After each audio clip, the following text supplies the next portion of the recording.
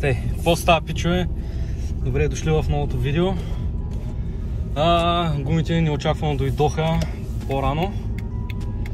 Щяха да дойдат в петък, обаче не се обадиха и дойдоха в сряда. Ето и гумите, в сезонни съм взел. И джантите отзади. Не знам дали се виждат, но да, Томасони. 17-ки, отиваме да ги слагаме. Че вече и аз нямам търпение да я видя с такива хубави джанти. Ще покажа и предишните какви бяха. Също бяха хубави, но мисля, че Томасона са по-добре от тях. И общо взето така. Отиваме да ги слагаме и ще снимам отново, като са сложени.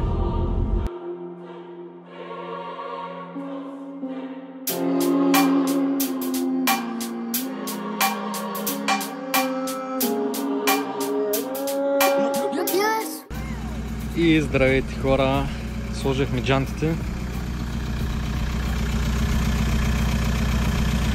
Томасонките, брат.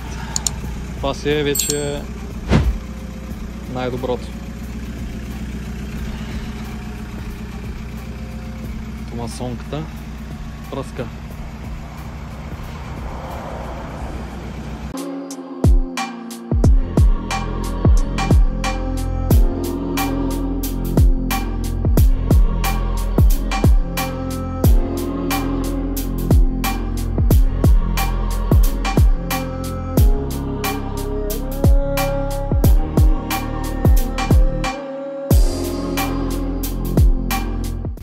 И да, това е като цяло.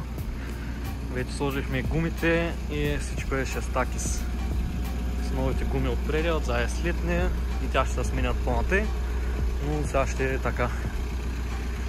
И ми благодаря, че гледахте. Извинявам се за краткото видео, но очаквайте още някакви подобни контент видеа и т.н.